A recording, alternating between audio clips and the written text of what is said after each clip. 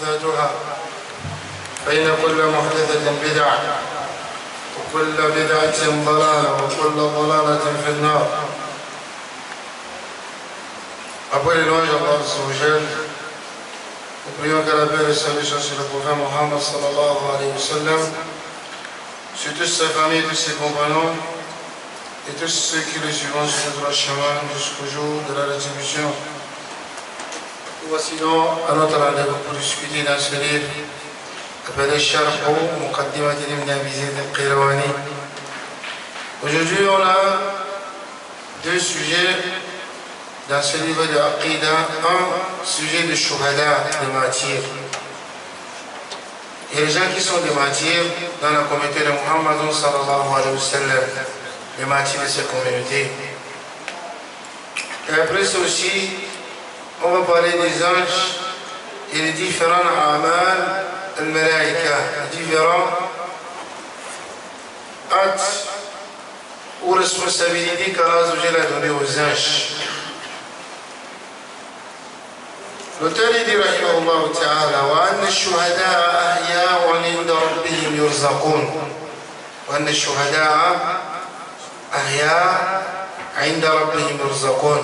Il sait que les shuhada, les martyrs de la communauté de Muhammad sallallahu alayhi wa sallam sont vivants chez le Seigneur et Allah les enrichit des biens qui méritent qu'on les donne jusqu'au jour de la résurrection. Ça veut dire que les martyrs sont des vivants. Ils sont morts devant nos yeux, mais le haqiqa, c'est qu'ils sont vivants auprès d'Allah Azza wa Jal et enrichis par Allah Azza wa Jal. C'est pour ça Allah il dit وَلَا تَحْسَبَنَّ الَّذِينَ قُتِلُوا فِي سَبِيلِ اللَّهِ أَمْوَاتًا بَلْ أَحْيَاءٌ عِندَ رَبِّهِمْ يُرْزَقُونَ. Et c'est comme si Ibn Abi Zayd a iqtabasa ce ayah, il a iqtabasa le ma'na de ce ayah pour m'aider ce combattant de son livre. Allah dit وَلَا تَحْسَبَنَّ الَّذِينَ قُتِلُوا فِي سَبِيلِ اللَّهِ.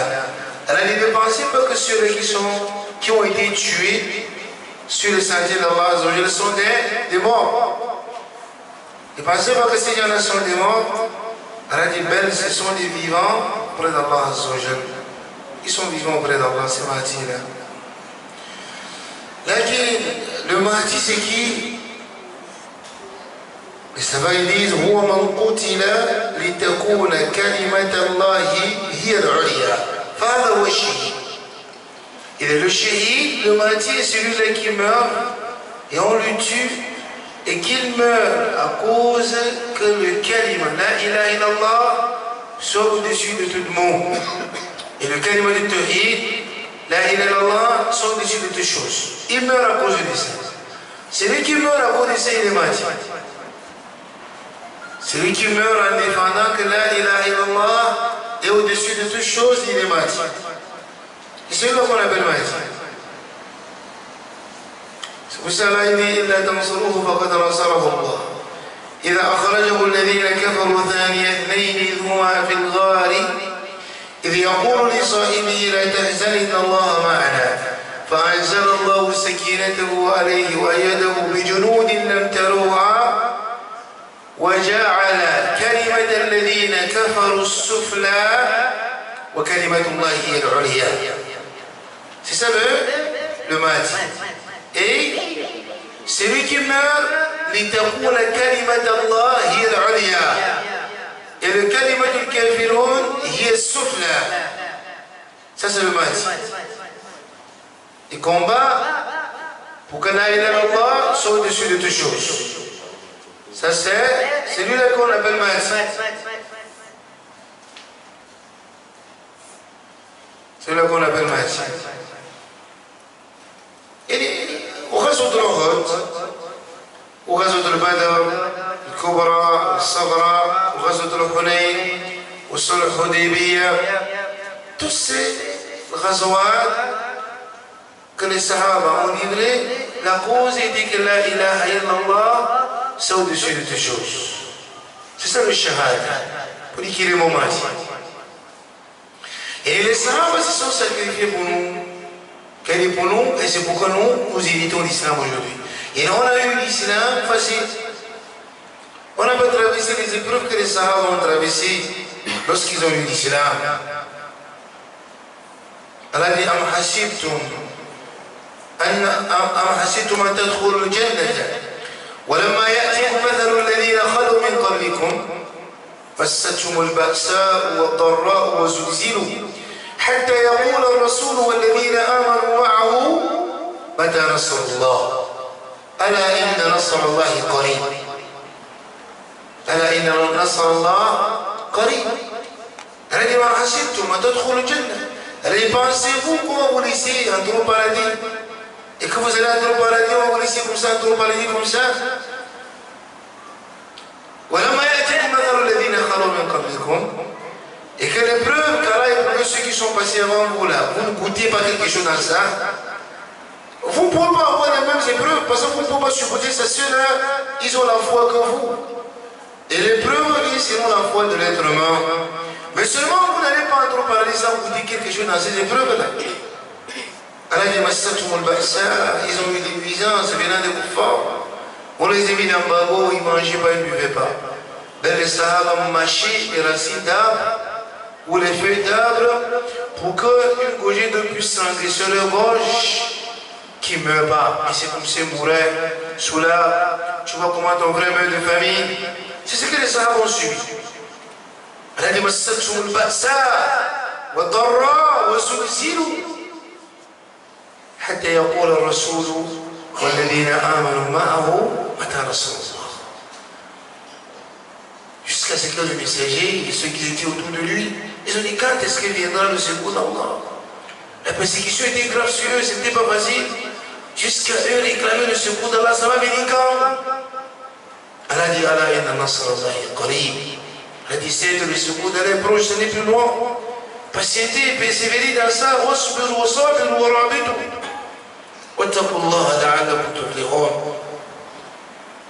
Et c'est les épreuves qui rendent l'homme homme.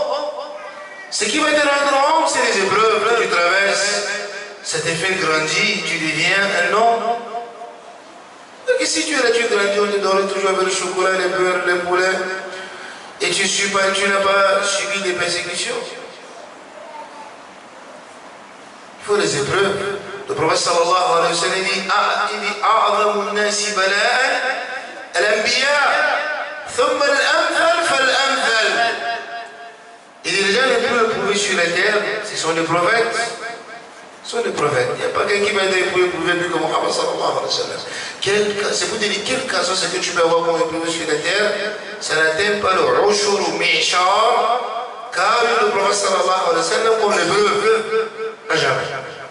Il était éprouvé plus que toi. Tu ne peux pas atteindre un dixième de ces épreuves. Il dit et après les messagers, ceux qui les suivent, ceux qui les suivent. Les qui les suivent, ce sont les savants, les gens qui ont le savoir.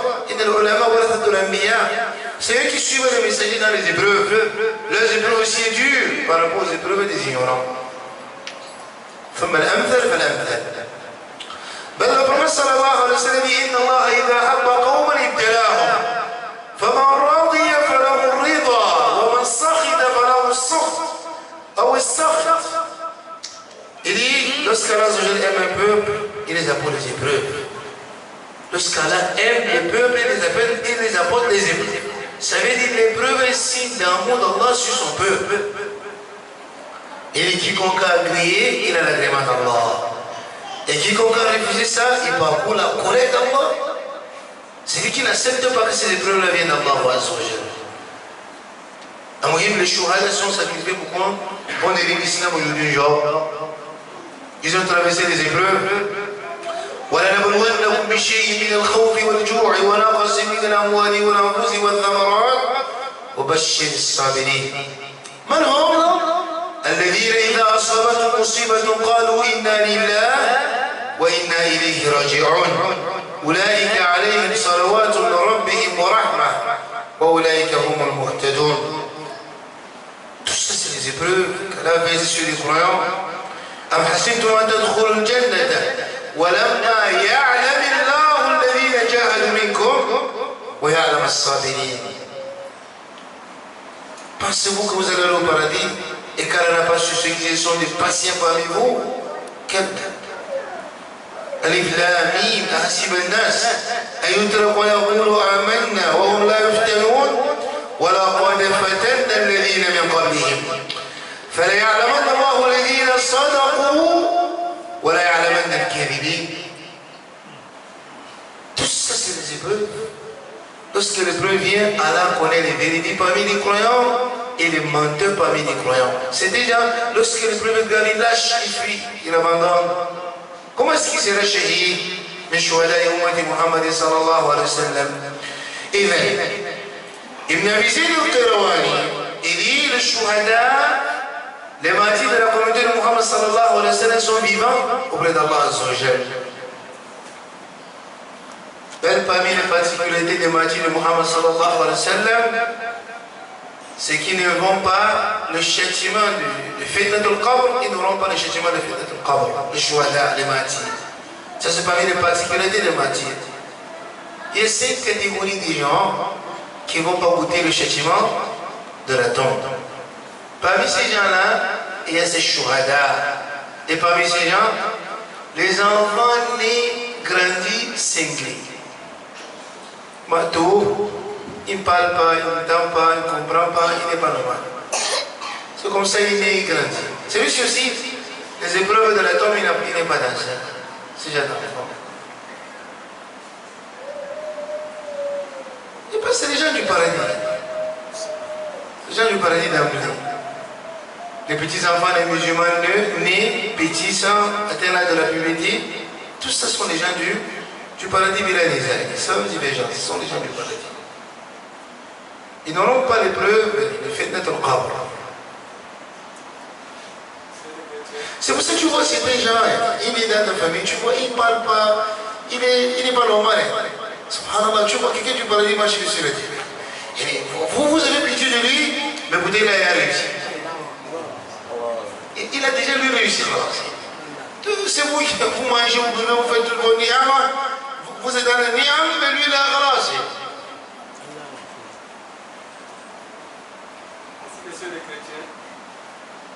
Sur les chrétiens, les gens sont divergents. Les savants sont divergents. Et le sahih est que même les enfants des chrétiens. C'est que le sahih. C'est que les enfants des musulmans, ils sont unanimes. Et les enfants des chrétiens sont divergents. Et le sahih, le raj, c'est que même les enfants des chrétiens, sauf ceux qui ont été déjà baptisés avant l'âge de la puberté. Là, ils sont dans ce qu'ils ont été baptisés pour ça, qui est le christianisme, jusqu'à ce qu'ils se reconvertissent à l'islam. Ces gens-là n'auront pas de persécution, les épreuves de la tombe. Cheikh Salih Fawzan dit فنحن نؤمن بأنهم أحياء ليست كحياتهم على الأرض. Nous avons dit que ces gens-là qui sont morts, ils sont vivants, ils ne sont pas des morts. Il est là, vous croyez qu'ils sont des vivants, mais cette vie-là n'est pas comme leur vie qui était sur la terre. C'est une autre vie. Ce n'est pas cette vie-là qu'ils ont vécue sur la terre. C'est une vie, mais pas comme cette vie-ci.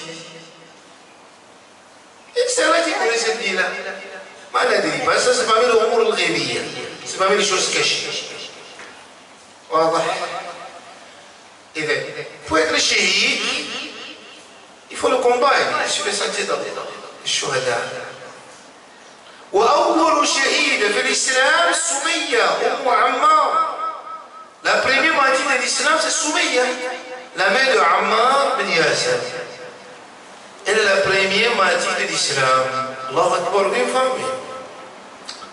Lorsqu'ils sont islamisés, ils ont eu des épreuves venant d'Abu Jahal, venant d'Umayy ibn Khalaf, venant d'Abu Sufyan, les Sanadid al-Quraysh, les grandes têtes des Mécains parmi les Qurayshis. Ils ont eu des épreuves. Cette famille-là ont souffert. Bani Yasir. Le prophète dit ya Ahl Yasir, sabran, sabran. Le prophète dit ça comme ça, ya Ahl Yasir. Oh, la famille de Yasir. Sabran, sabran. Et patience, patience, patience, patience. Il faut patienter. Votre récompense, votre demeure, c'est le paradis. patientez dans ce que vous êtes en train de subir là. Imagine Abu Jahl, c'est lui qui sort le courant, vous appelez ça quoi en français? La lance. Il sort la lance, il pointe Soumaïa sur son sexe. C'est comme ça, Abu Jahl tue Soumaïa. Ils n'ont pas honte, ces enfants-là. Comment est-ce que tu tues une femme sur son sexe? C'est là où il pointe cette femme-là.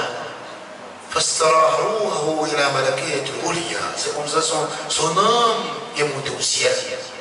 L'âme de Soumaïa. C'est la première matinée de l'islam. C'est pas? Et entre-temps, Bilal était en train de subir aussi. Chez l'Abbé Soufiane, on posait le cas. Quand le soleil de Makka, qui est souvent à 52 degrés à l'ombre, le soleil qui brûle la tête, c'est seulement la qu'on Bilal, on l'a mis sur Sahara, on l'a mis sur une pierre, une grosse pierre qui chauffe. Imagine si la chaleur est à 52 degrés à l'ombre, et on prend quelqu'un à ce moment-là, on le met sur une pierre, et on met encore la pièce sur sa poitrine, on dit refuse ce Mohamed-là. Bilal dit toujours Ahadun Ahad, Ahadun Ahad. Je ne peux pas le refuser. La question est pourquoi Mohamed n'a pas suivi ça? Pourquoi le prophète sallallahu alayhi wa sallam, si on lui faisait pas la même chose? Le prophète sallallahu alayhi wa sallam lui faisait pas la même chose. Pourquoi? Parce qu'il avait le soutien. Il avait un soutien. C'est pour ça, la da'wah, il faut se chercher le soutien. Et il faut chercher le soutien. N'entre pas seulement comme ça, fais le bas. Et tu vois la mer, tu as des gens qui disent oh, c'est pour Allah, c'est pour Allah. Non, c'est pour Allah. Il n'y a pas de temps que si tu as le soutien, c'est mieux. Ça va te protéger et tu vas aller loin. Le prophète avait le soutien était quoi? Il y en a qui connaissent le soutien du prophète. Hein? Là-bas derrière, il y en a qui connaissent le soutien du prophète. Hein? Son oncle Abu Talib. Et lorsque son oncle Abu Talib était kafir comme eux, était parmi les grands têtes de Koufa, qui va tenter avec son fils? Les gens ont du respect, le prophète est protégé. Parce que son oncle est aussi une grande tête parmi les têtes de Koufa. Et il protégeait son fils. Il personne ne l'apprend. Là, il n'accepte pas sa religion, non, ne le touche non plus. Vous ne devez pas le déranger. Laissez-lui faire ces choses, mais je ne le suis pas. Mais ne le dérangez non plus. Il y a pas des gens comme ça dans vos familles. Il n'est pas suivi avec toi, il est possible. Il ne te suit pas, mais il veut aussi qu'on te dérange. Il t'arrive le montagne, il va ne te suit pas, mais il veut aussi qu'on te dérange. Il y a ça, les gens comme ça. Juste milieu appelle les gens les antigas. Il dit que ce sont les antigas. Ils n'ont pas les tenus, mais c'est la police. Ils s'appellent les antigas. Si vous venez comme aujourd'hui, si vous venez, c'est une bonne personne dans la route. Si vous venez, comme il n'est pas là, c'est parmi les bons frères que je connais depuis longtemps, plus de 20 ans dans la Sunna. Très patient, très attaché toujours avec des gens de la Sunna.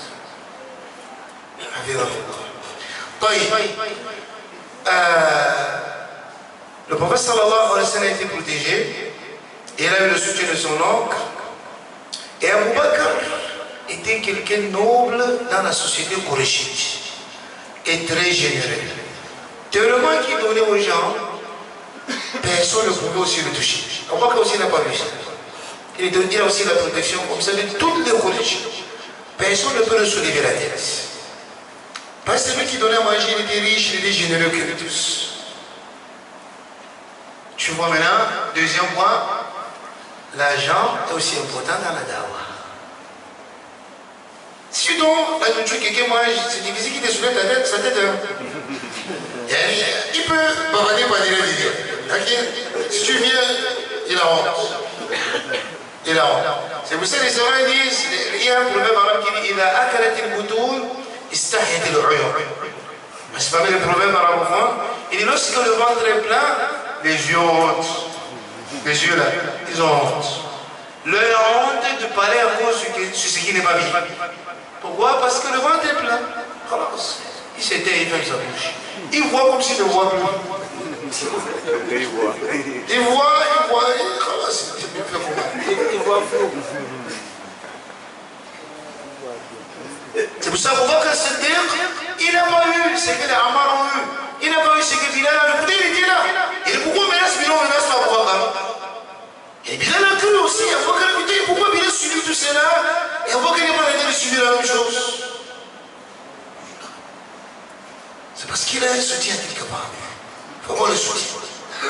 Là, qui est le plus grand soutien? Il y a l'ibad d'Allah, c'est Allah Jalla Jalaluhu. Ne cherche pas le soutien des humains. Là, ici, il y a ça, alhamdulillah, c'est bien. C'est quelque chose de matlou. Là, qui est le grand soutien que tu cherches? Ta'alluquka billah. Si Allah est avec toi, خلاص. Man kana lillahi dana wattasal. Wa man kana ma Allah, kana Allah ma. Celui qui est avec qui fait pour Allah, Allah est avec lui. Celui qui fait pour Allah, Allah est avec lui. Allah ne va pas le laisser. Allah dit dans le Coran الكريم فأما الزبد فيذهب جفاء وأما ما ينفع الناس فيمكث في الأرض. Le sabbat c'est comme le torrent d'eau. Quand il pleut, le torrent d'eau ça passe à même vitesse, ça ramasse les feuilles, les saletés qui sont au bord de la route, ça part à même vitesse. Ça c'est le sabbat. Allah dit et quand ce qui va aider les gens, ça va rester persévérer, continuer sur la terre. Ça ne va pas se disparaître, ça va rester continuer. Là, le faux là, ça disparaît vite. Le faux ne tue pas sur la terre, ça part vite. Ça ne tue pas.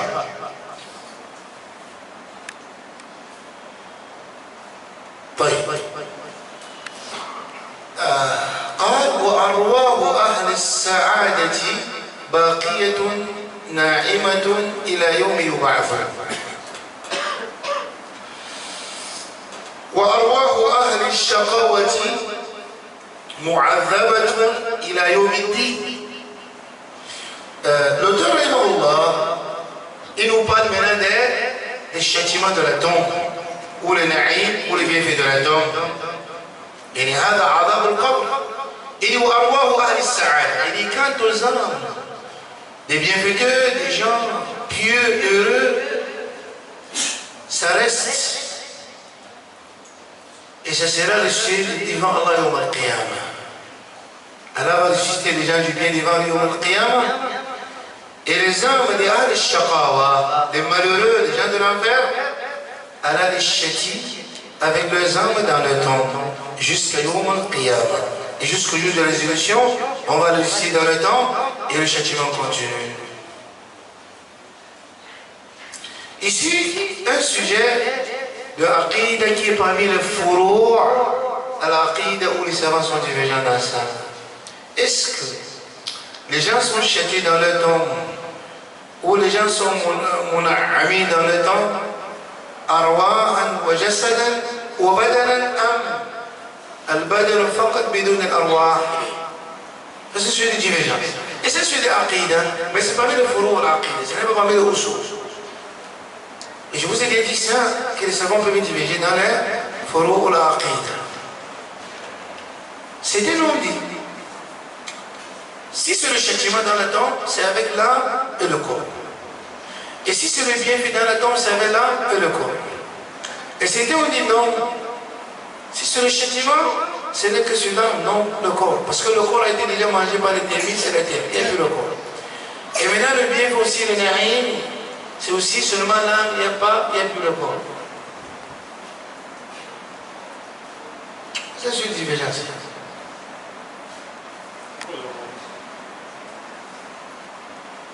Le rajid dans ça, c'est quand on les savants de la sunna, comme Cheikh Salih Fawzan et autres, ils disent que ce soit le châtiment ou le bienfait, c'est avec l'âme et le corps. Donc si nous creusons la tombe, nous n'allons pas trouver le corps. C'est la terre. On va trouver les os. Il n'y aura pas le corps. Mais où est donc le châtiment qui est sur le corps? C'est là et là. On croit que c'est là et là. Parce que c'est parmi les choses cachées. On ne met pas nos cervelles dedans. On ne dit pas qu'on doit vérifier pour voir ça palpablement.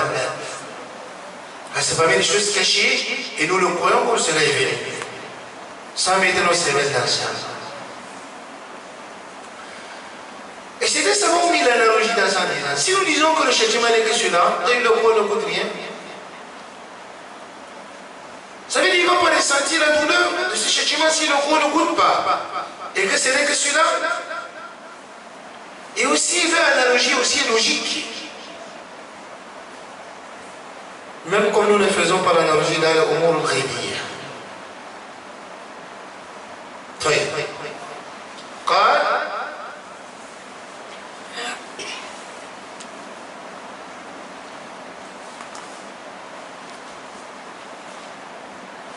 وأن المؤمنين يفتنون في قبورهم ويسألون يثبت الله الذين آمنوا بالقول الثابت في الحياة الدنيا وفي الآخرة. Il dit من أصول عقيدة أهل السنة والجماعة فتنة القبر. Parmi les usul, la base, la racine, l'aqida, le dogme authentique de Ahl Sunnah wal Jama'a, c'est la fitna de qabr. La fitna de qabr, c'est les questions des deux anges.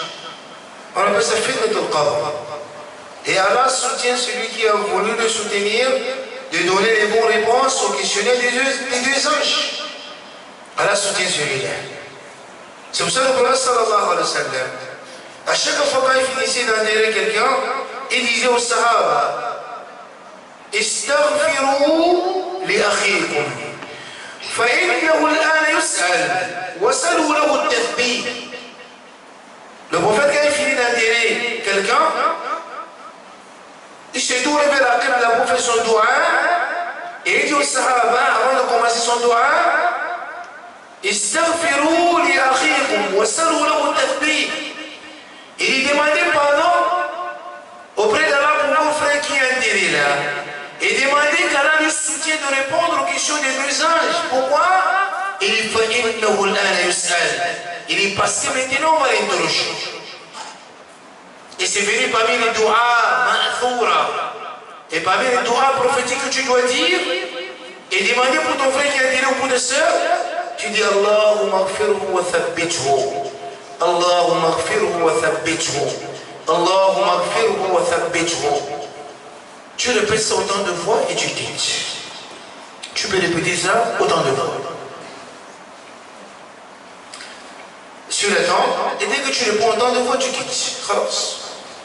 Demande deux choses. Qu'Allah pardonne ses péchés et le soutien qu'il puisse répondre aux questions des deux anges. Alors, on t'affirme.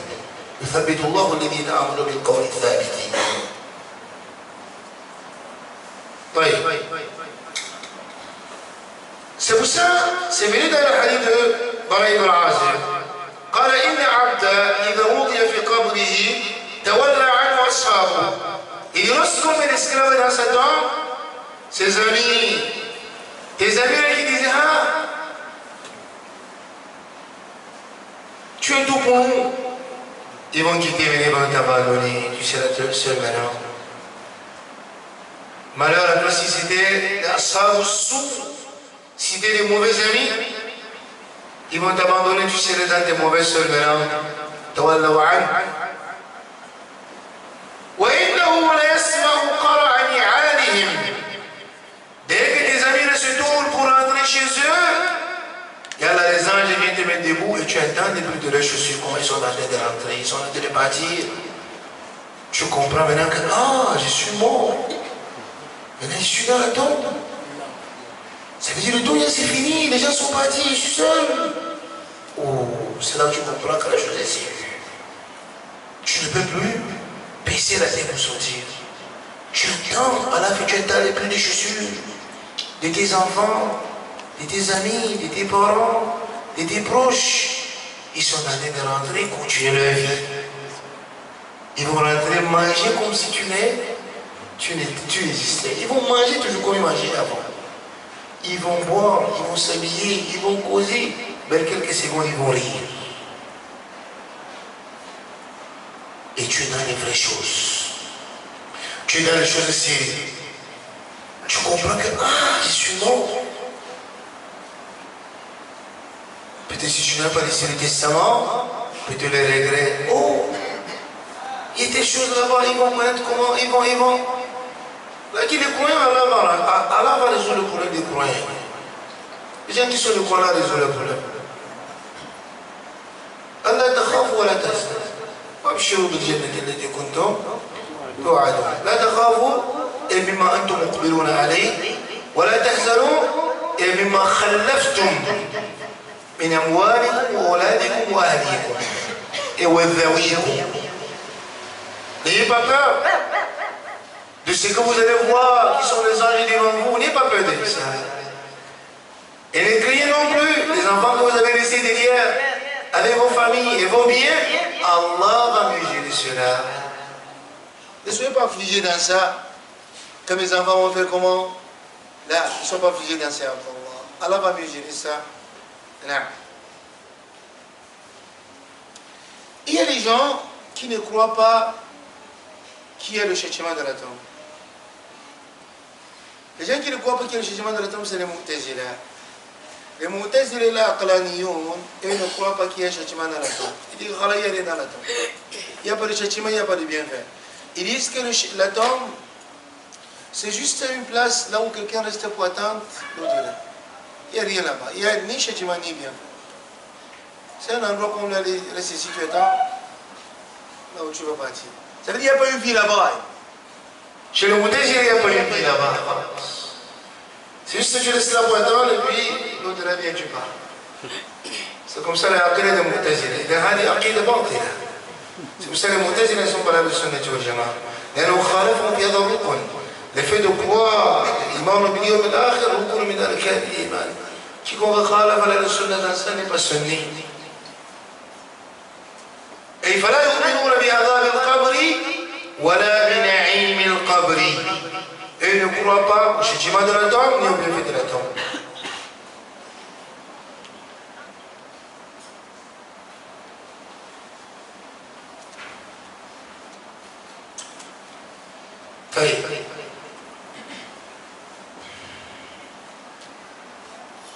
Le prophète sallallahu alayhi wa sallam dit وَيَأْتِيهِ مَلَكَانِ. Deux anges vont venir lui faire asseoir. فَيُجْلِسَانِهِ فَيَقُولَانِ لَهُ. Et deux anges vont lui dire Ma Rabbu, qui est ton Seigneur? Il va dire Rabbi Allah, s'il est croyant, l'esclave croyant. فَيَقُولَانِ لَهُ وَمَا دِينُكَ. Quelle est ta religion? Il va dire Dini al-Islam. فَيَقُولَانِ لَهُ. Les anges vont lui dire Ma هَذَا الرَّجُلُ الَّذِي بُعِثَ بِكُمْ. Quel est cet homme-là qui a été envoyé vers vous? Et ton messager c'était qui? فيقول هو رسول الله. Il dit c'était le messager d'Allah et Muhammad sallallahu alayhi wa sallam. فيقولان له وما يدريك وما يدريك ما علمك. Quelle était ta science? Tu avais appris quoi? Et ensuite tu as appris quoi comme science? قال قرأت كتاب الله. قال قرأت كتاب الله. Il m'a dit j'ai lu le livre d'Allah, le Coran al-Karim. فآمنت به. Et j'ai cru que ce Coran venait d'Allah. آمنت به. وصدقت. Et j'ai donné vérité à tout ce qui est venu dans ça. Et tout ce qui est venu dans ça, c'est la Tawhid. Le Coran dans son ensemble, du début jusqu'à la fin, c'est la Tawhid. Ibn Qayyim a dit ça.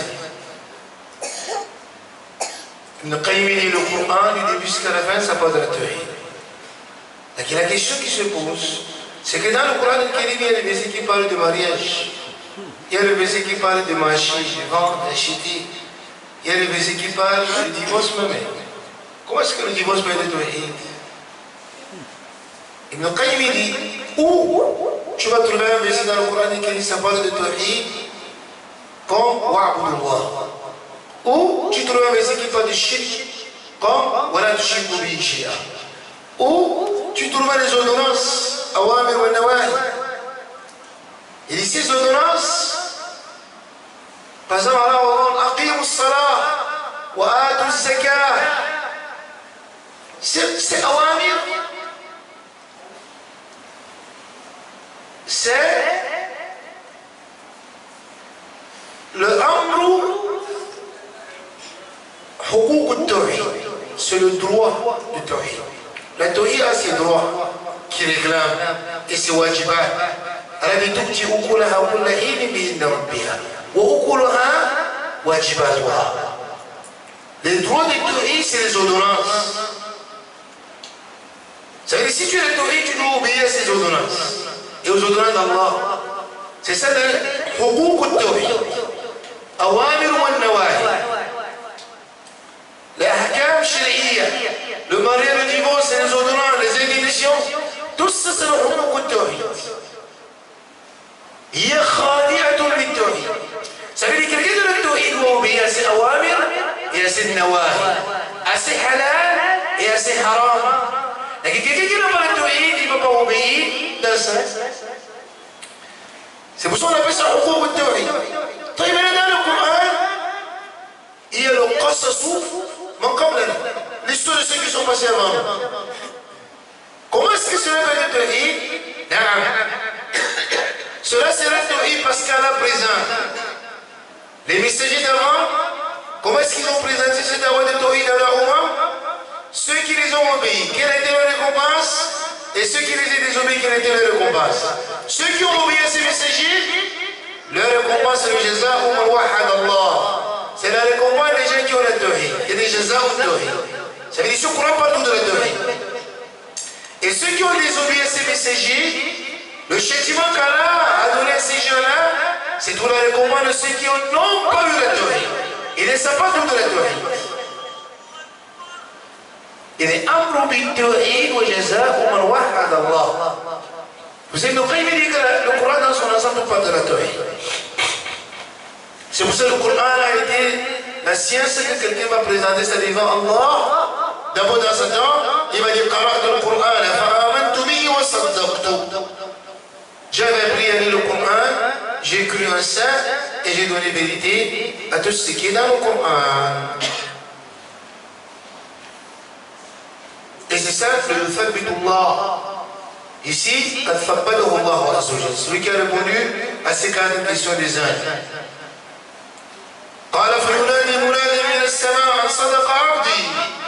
Directement lorsque tu réponds à ces 4 questions, une voix venant du ciel dit en sadaqa abdi, que c'est mon esclave a dit vrai, fa'afrishuhu fil jannah, et rendez cet homme comme un délice parmi les délices du paradis. وافتحوا له بابا إلى الجنة et ouvrez-le une porte parmi les portes du paradis pour qu'il voit ce qu'il attend. وألبسوه من الجنة et habillez-le et embellissez, il faut embellir cet homme comme le paradis. قال فيأتيه من روحها وطيبها قال ويفتح له فيها مد بصره. Il dit, il est dans cet homme. Le parfait des gens du paradis, il goûte ça. L'odeur du paradis, il sent déjà dans cet homme. Ça, c'est l'esclave au Coran. Ce n'est pas un hypocrite qui fait ça. Car nous met parmi ces gens-là.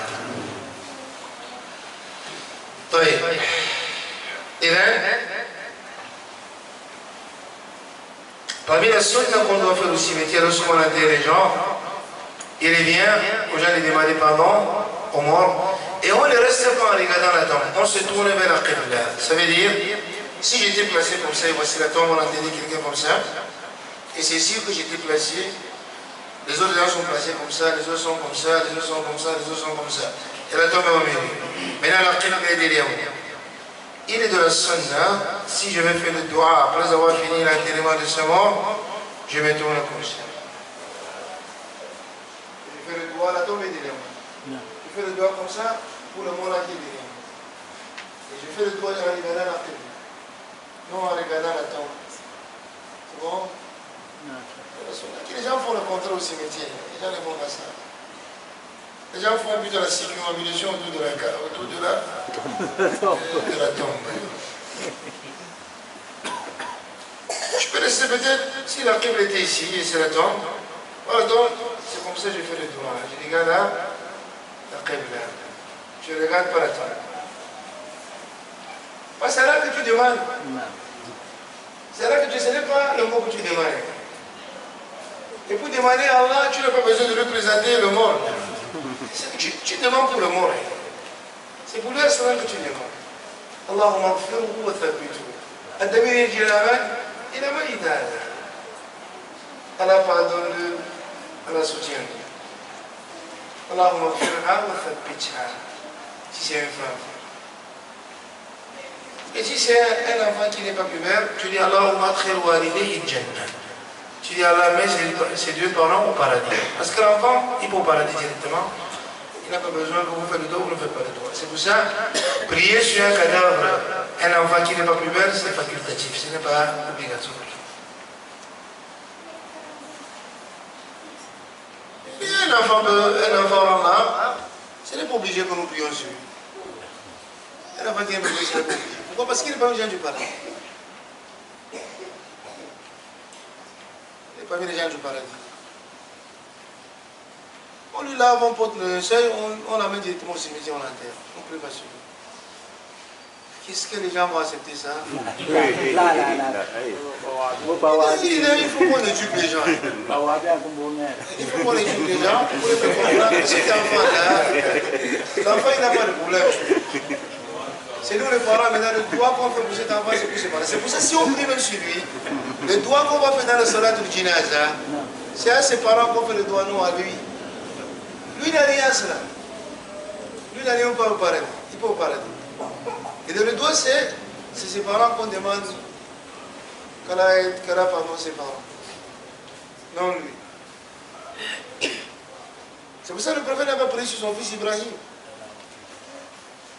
Pour que ce soit l'exemple pour les autres. Il y a beaucoup d'enfants qui sont morts, le prophète n'a pas prié sur eux. On les a enterrés comme ça. Parce que la prière, c'est talab shafa'a. La prière, c'est demander l'intercession pour lui auprès d'Allah. Et on intercède pour quelqu'un qui est parmi les gens du paradis. C'est pour ça que s'il arrive un compris sur lui, le doigt là, c'est pour ses parents non plus, parce qu'il arrive.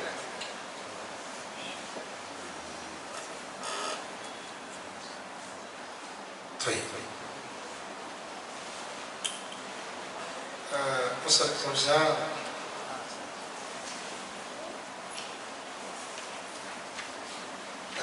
C'est pas le cas, ça ici. Il وأن على العباد حفظة يكتبون أعمالهم. Il وأن على العباد حفظة et الملائكة.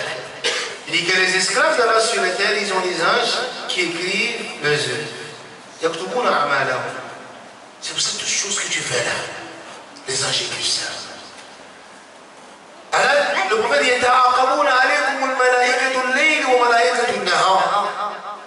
il y a les anges qui sont avec toi juste pour la journée et il y a les anges qui sont avec toi juste pour la nuit. Quand Fajr arrive, ils font les passations de service. Allahu Akbar. Rien ne va les échapper. Tout ce que tu fais, ils sont au contrôle. Ils écrivent, ils ont les ailes, ils volent en air. Ils sont criés avec la lumière, ces anges-là. Tout ce que tu fais, ils écrivent.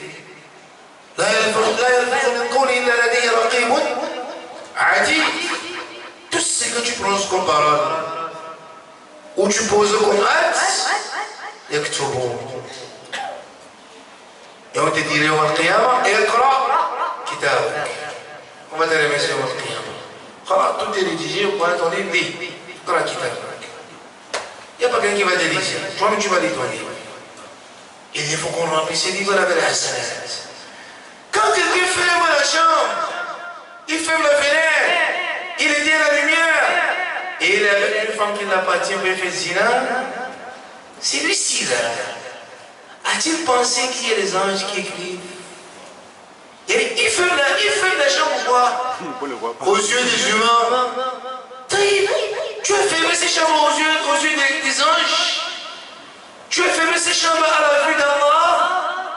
As-tu pensé qu'Allah il te voit? Il a fermé la chambre, il sait qu'il est en sécurité. Tu es dans quelle sécurité? Tu as fait sur la prochaine la belle femme qui t'appartient, mais qui est haram? As-tu pensé que tu es dans les désobéir au Seigneur de l'univers? As-tu pensé que les kiram al-kadibin et alamoun ma tafaloun yaktubun? As-tu pensé qu'il y a les anges qui sont avec toi dans la nuit jusqu'au matin? Tu dors, tu rentres, ils sont rentrés au contrôle. Tout ce que que tu fais, ils vont écrire. Tout ce que tu as fait un jour, ils vont écrire. As-tu pensé à ça? Wallah, il a fait sérieux. Les gens jouent, ils s'amusent. Ils pensent que ce qu'il dit dans sa bouche là, ça passe comme ça à l'air. Tout ce que tu dis, écrit. Il ne parle des bonnes paroles. C'est pour ça qu'il dit et dites des bonnes paroles aux gens. Ne dites pas les mauvaises paroles. Les bonnes paroles que vous dites, on va écrire ça dans vos paroles du milieu. Vous aurez ça combien? قال لحفظه قال وهم ملائكة موكلون بحفظ أعمال بني آدم يكتبونها شرها وخيرها. Il dit ce sont les anges qu'Allah les a mis juste pour écrire les œuvres des fils d'Adam. Ils écrivent le mauvais et le bien. Ils écrivent le mauvais et le bien. والملائكة عالم خلقهم الله من نور. Il dit les anges sont les créatures parmi les créatures d'Allah. Allah les écrit à bas de la lumière. Et ils ont des ailes. Et ils volent en l'air. Ils volent avec les ailes en l'air, les anges. Et Allah fait les humains ne les voient pas. Il vient, les anges venaient au prophète du prophète sallallahu alayhi wa sallam à l'image des humains. À l'image des humains, il venait comme sauveur du prophète sallallahu alayhi wa sallam. Et le fait de croire aux anges, c'est un pilier parmi les piliers de la foi. Tu ne peux pas être croyant complet tant que tu n'as pas cru aux anges. Comme c'est venu dans le hadith de Jibril, alayhi salam. An tu'mina billah wa malaikatihi. Crois en Allah et crois en ses anges. Et les anges, ils sont en catégorie, ces anges-là. Parmi les anges, il y a les anges qui sont là seulement chargés pour garder les œuvres des fils d'Adam. Tout ce que tu fais, ils gardent, préserve ça.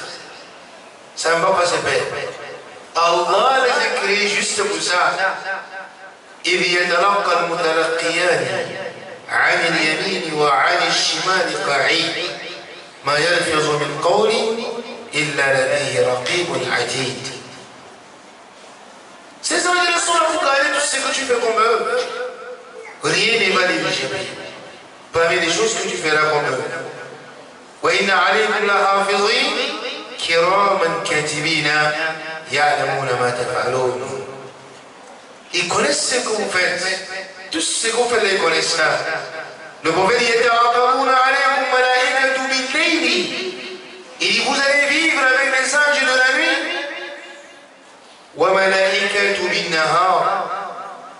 Et vous allez vivre avec les anges de la journée. Et les anges de la nuit et les anges de la journée se réunissent à la prière de Fajr. C'est le jour où on fait les passations de service. Le moment qu'ils font une passation de service. Ils se réunissent à la prière de Fajr. Ils se réunissent aussi à la prière de Asr. ثم يعرج الذين يأتون فيكم بعد فيكم. Et lorsqu'ils se réunissent à la prière de Fajr, ceux qui ont passé une nuit avec vous, ils montent avec ces œuvres là au ciel. Ceux qui ont passé une nuit avec vous, ils vont monter avec ces œuvres, il y a un jour la nuit. Ils montent avec ses œuvres au ciel. Quand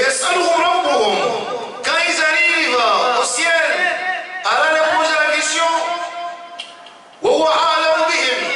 Lorsqu'Allah leur pose la question, est-ce que Allah les demande pourquoi ils disent Allah c'est qu'Allah ne connaît pas? C'est pour ça le prophète dit pourquoi ça ne laisse pas la question? Je vous dis que Allah leur pose la question, c'est pour connaître quoi? Parce que généralement on pose la question pour connaître ce qu'on ne connaît pas. C'est pour ça qu'on pose la question. Généralement. C'est pour ça que le prophète a dit que c'est équivoque. Il dit et Allah pose la question aux anges à propos des humains qui les ont laissés sur la terre, mais il connaît mieux la situation des humains plus que les anges eux-mêmes. Qui va les demander à propos des humains? Bref,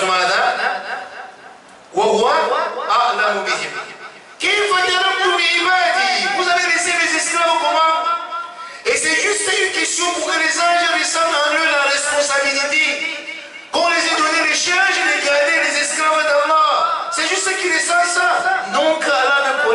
les gamins, on les a laissés comment? Allah connaît comment ils les ont laissés. Plus que les anges. Mais c'est juste ce que les anges ressentent la responsabilité. Et ça aussi, nous tirons à ça beaucoup de profit. Ce n'est pas parce qu'on t'a nommé directeur quelque part, ou on t'a nommé président, ou on t'a nommé secrétaire, ou on t'a nommé quelqu'un tel qu'on ne doit pas te demander que le travail, la fonction, donne-nous le rapport de ton travail. Et quand on pose la question sur le rapport, il faut que tu. Et tu le travail comment? Si des gens qui demandent le rapport, ils se fâchent. On n'a pas confiance en vous. On n'a pas confiance en toi, ça veut dire quoi? On a des gens qui sont dit. Ils travaillent sur lui, ils disent fais-moi le rapport de ton travail, ils se fâchent. Ils se fâchent pourquoi? Alors moi je suis sûr, un travail sans rapport, c'est un faux travail, même si c'est sérieux. La chose qui rend quelqu'un sérieux dans le travail, dans le boulot, c'est le rapport. Lorsqu'il sait qu'à la fin du mois, ou la fin de la semaine, ou la fin du trimestre, ou la fin de l'année, il y a un procès verbal qui doit rédiger, il y a ceci, il va donner du sérieux dans ce qu'il est en train de faire. Il faut ça, il y a ça dans la révélation. C'est pas? Parce que les gens, quand on leur pose la question, ils se fâchent. Les gens se fâchent. Ça, c'est les gens là, ils sont proches d'être des fausseurs. Même l'État, ils ont des rapports qu'on donne. Tu es quelque part, on t'a donné tel poste de responsabilité, tu as le rapport que tu as donné à l'État. C'est pour là qu'on va me donner le rapport. Devant, on a le rapport donné, on n'a pas le rapport donné. On a le rapport donné devant le Yom-al-Qiyamah. Pourquoi sur la terre, on te demande le rapport, tu es élevé, tu dis qu'on n'a pas confiance à toi.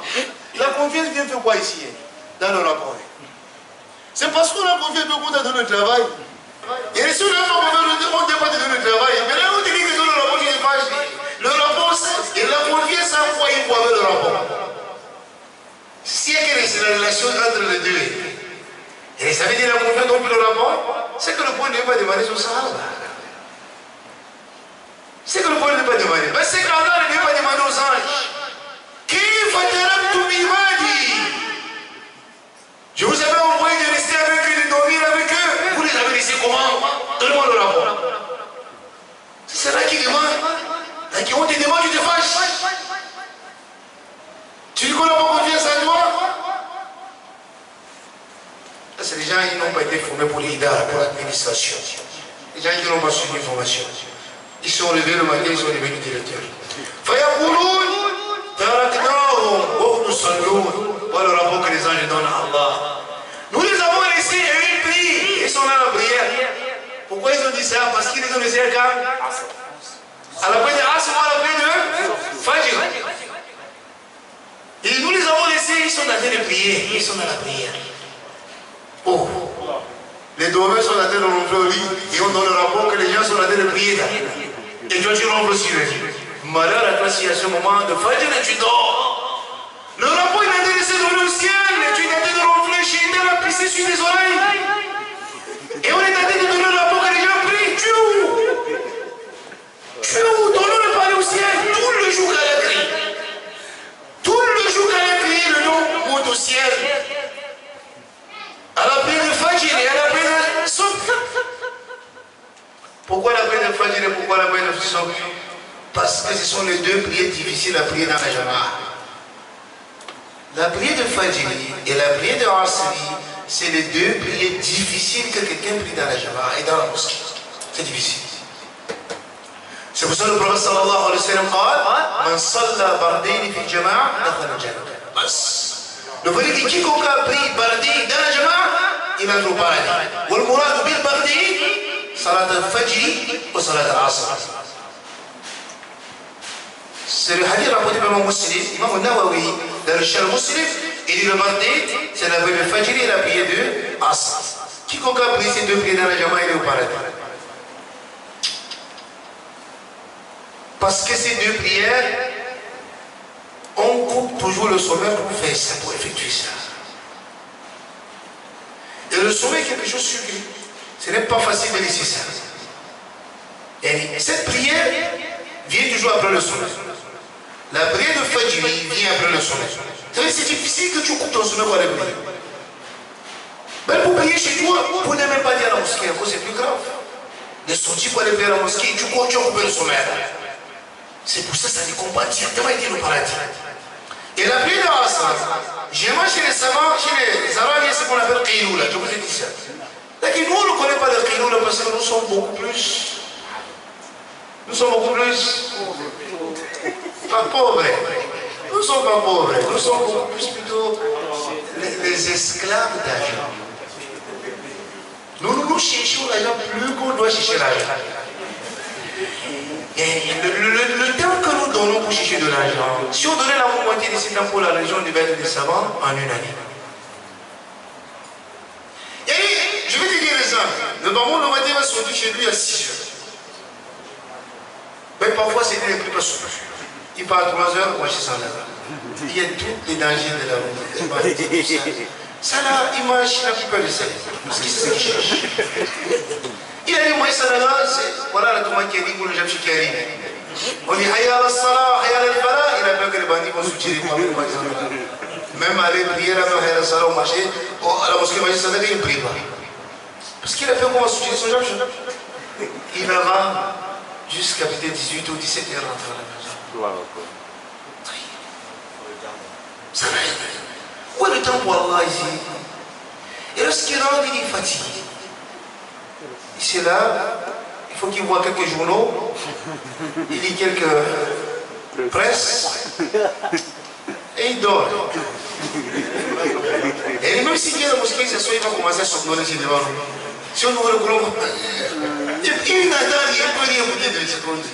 Parce que c'est 3 heures ou 4 heures, il est debout dans le bâtiment. Ça, c'est sa vie comme ça depuis 5 ans ou 6 ans. Ça, c'est l'esclavage. Ça, c'est un cas, c'est qu'Allah a dit qu'on fasse.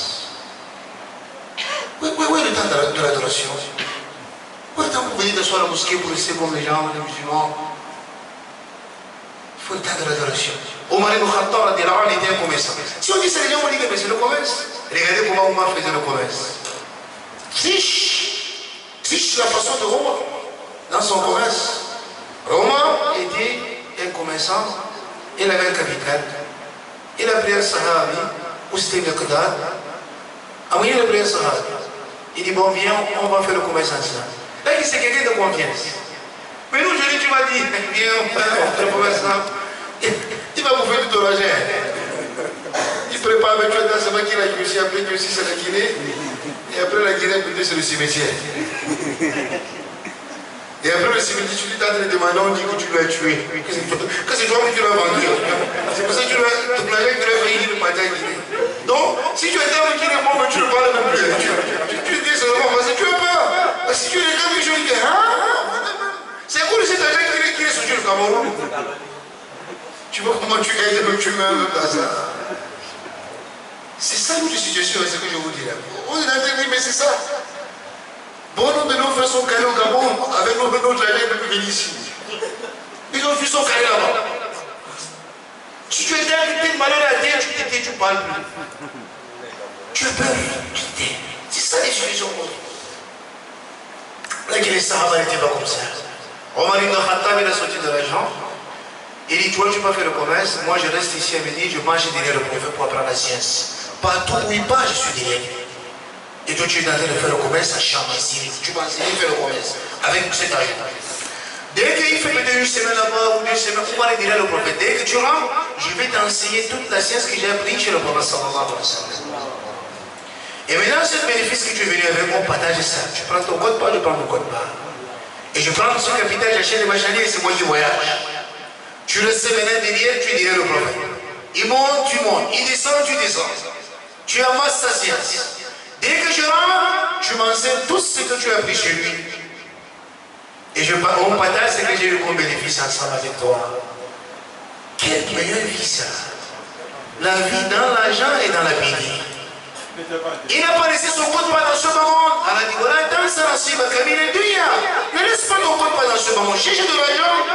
De peur que tu deviens bandit. Mais ce ne doit pas être ta grande priorité. C'est toute chose. Il faudrait qu'on nous disions, on a le temps pour notre religion. Pour être édifié de notre religion, on ne veut pas être l'esclave d'argent, mes chers amis. N'est-ce pas?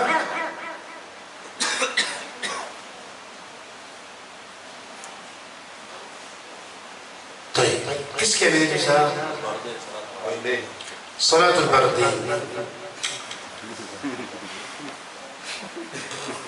Nous avons dit les gens quand ils se levaient le matin pour la bonne soupe, c'est difficile. Après le Asr, il y a le Qiyloula. Les Arabes, ils cherchent de l'argent, entre Zohr et Asr, ils se reposent. Entre Zohr et Asr, ils dorment. On appelle ce sommeil le Qiyloula. Le prophète dit dans ce sommeil-là, Qiyloula fa inna shaytana la yaqim. Le prophète dit que faites le Qiyloula, car le démon ne fait pas de Qiyloula. Et prends le sommeil, si c'est 30 minutes, tu dors. Entre Zohr et Asr. Parce que le shaytan ne prend pas ce sommeil-là. Oui, c'est 30 minutes, oui, c'est 15 minutes, oui, c'est 10 minutes. En moyenne, repose-toi un peu. Repose un peu assez. Si tu ne dors pas, tu restes seulement comme ça. C'est pour ça que chez les Arabes, on ne les rend pas visibles après les hommes. Parce que chez nous, là, c'est le désordre.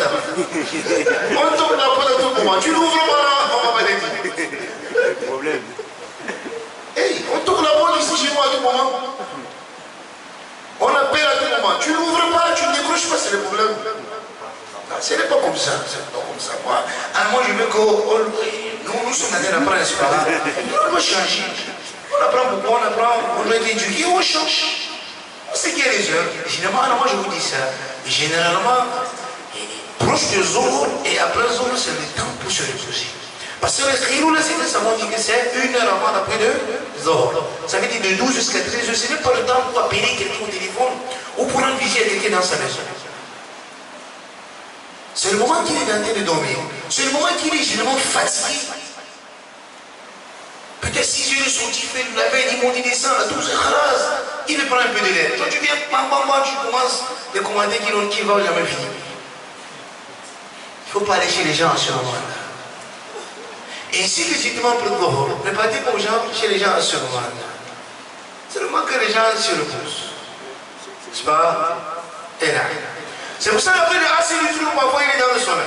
Quand il se réveille, c'est la sur l'Adhan de Asr. Il est fatigué, il est épuisé. Sortir pour aller prier Asr, c'est difficile. Voilà donc on a prié les Asr lourds. C'est déjà mentionné que c'est parce que la prière de Asr, c'est la fête de la journée généralement.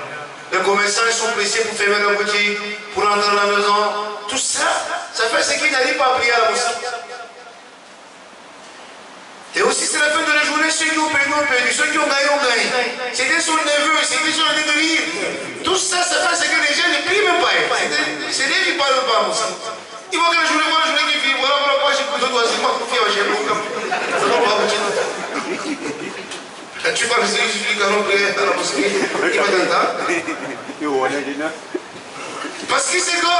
Il y a un seul moment là que tu vas à la mosquée, tu vas son voisin qui va au moins prendre des prières. Il dit que le roi m'a fait le coup de tu vas au fièche.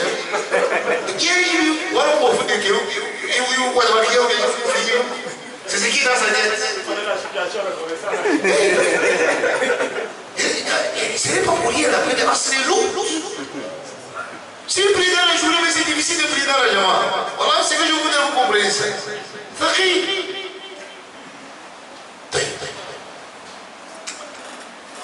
Allah demande aux anges.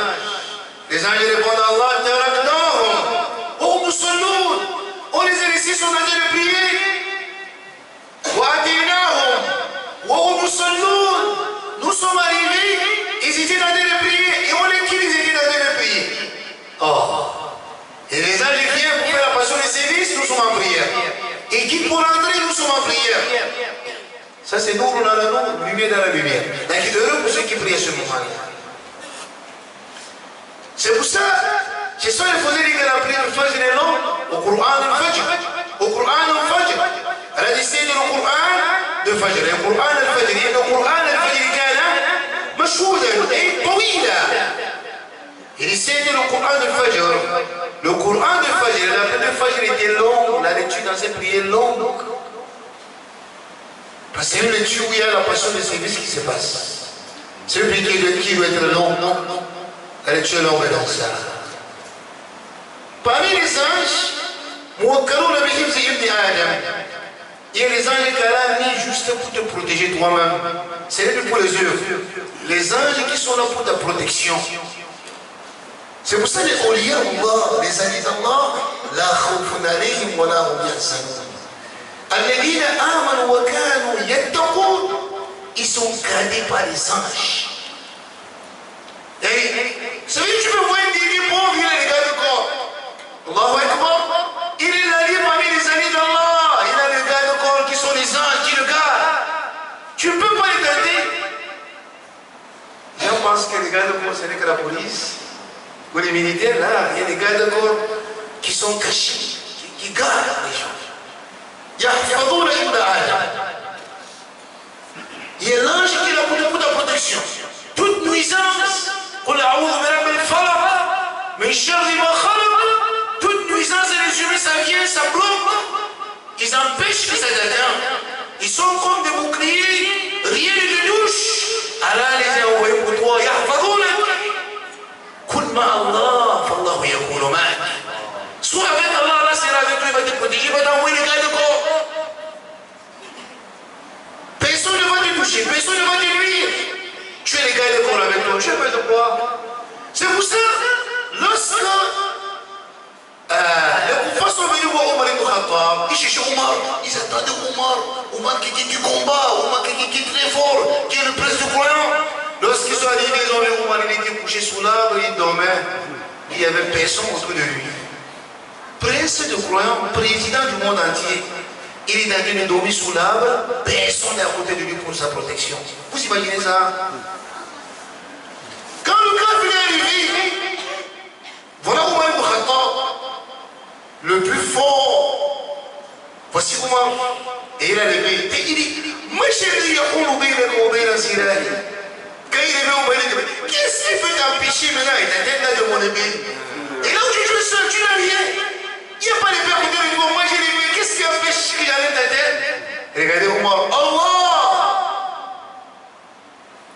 Si on te pose ces questions-là, alors toi tu vas dire, je veux que tu vois le tawhid qui est dans le cœur des Sahaba.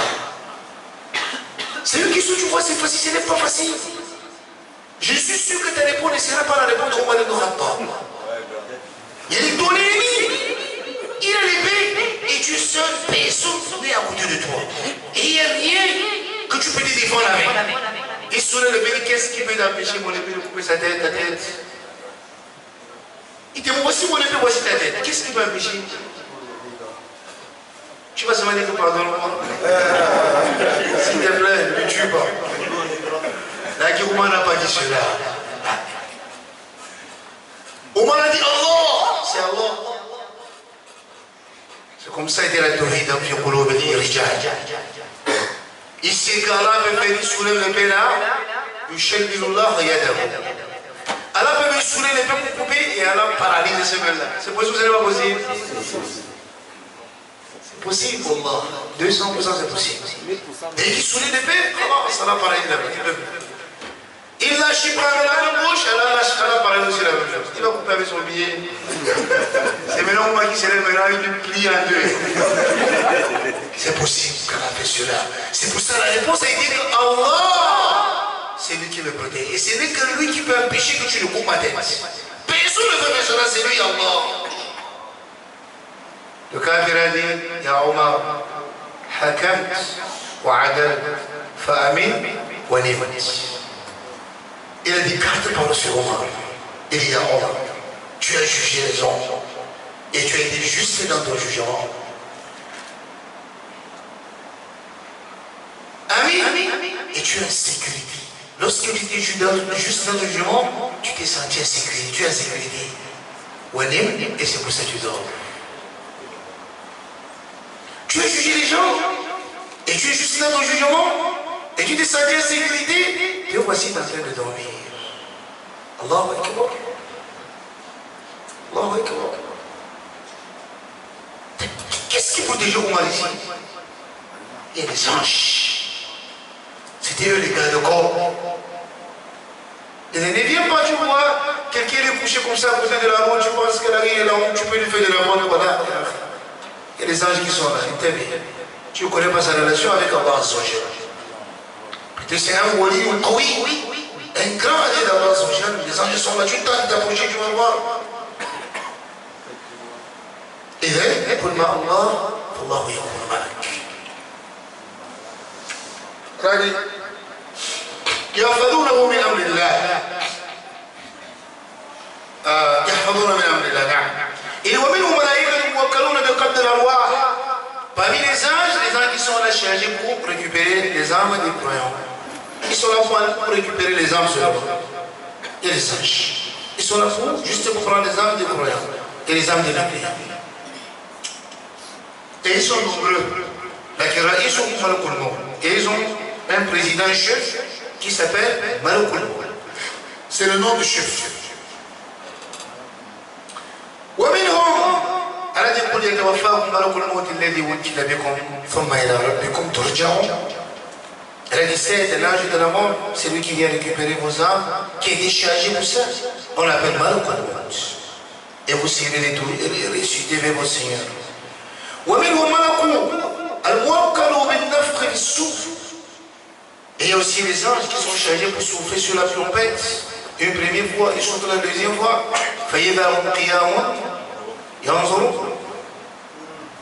Pour que les gens sortent de la tombe, il y a un ange qui va souffler sur la trompette pour ça. C'est vrai que ça, il a arrêté sa conseil d'attendre seulement car là dans le coup d'envoi, il joue. Il est déjà là, il est déjà écrit. Il attend seulement le coup d'envoi.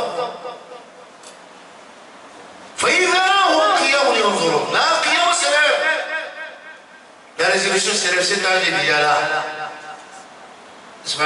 Comme c'est bien dans la sorte de Zuma.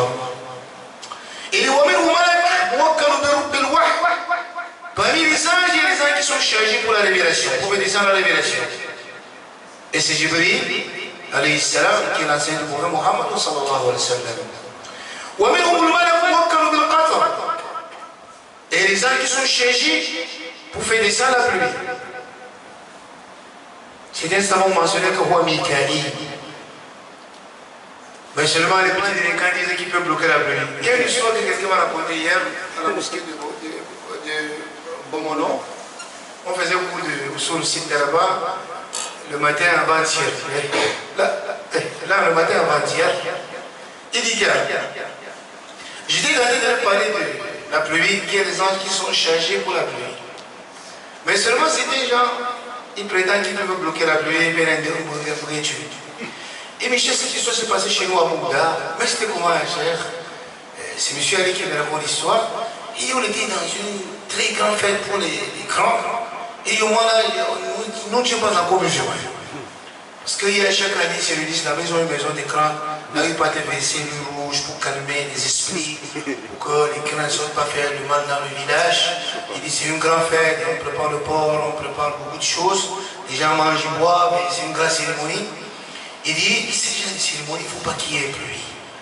Et on nous a dit qu'il y a un vieux, quelque part dans la brousse, qui bloque la pluie. On allait le chercher. Il dit, quand il arrive, il a dit qu'on arrange, c'est un endroit aussi, en brousse. Il y avait un endroit comme ça en brousse, c'était pas sur la cour où les gens restaient. Il était comme ça, quoi, il fait ça. On a arrangé l'endroit un peu comme ça en brousse. Il est resté là-bas, il dit qu'on lui cherche les. Vous connaissez les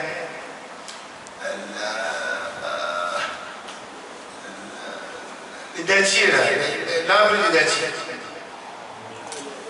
Le palmier plutôt, chez nous c'est les palmiers, pas les datiers. Il y a le palmier là, c'est qui donne souvent les palmes, les grains de palme. Quand ça se sèche, ça prend bien le feu. Là c'est pas ça s'appelle la fumée là. À moyen de ça, le feu de ça c'est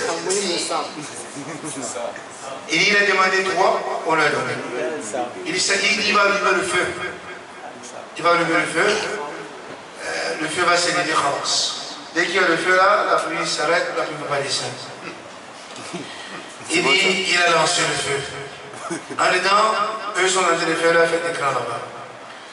Le feu s'est levé. Alors il dit que le feu était tellement chéri, le feu était très fort. Il dit une très grande pluie qui dégage. Il dit la pluie descend aussi très fort. Ça a été évidemment le feu. Tellement aussi que la pluie est très fort. Et le feu n'a pas pu supporter ça. Ça a été le feu. Quand ça a été le feu, j'ai dit,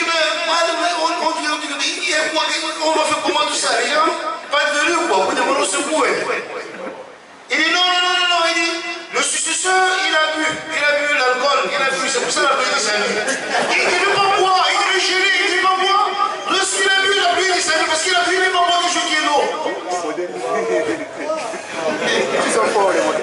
d'église. Ici, les sorties. Il ne peut pas dire qu'il a raté. Il ne peut pas dire qu'il a raté. Il faut qu'il cherche la bonne sortie. Tout ça pour que les gens restent dans cette croyance. Il y a des gens qui disent que cela s'est passé comme ça dans son village. الله ولي التوفيق واخر دعوانا الحمد لله رب العالمين.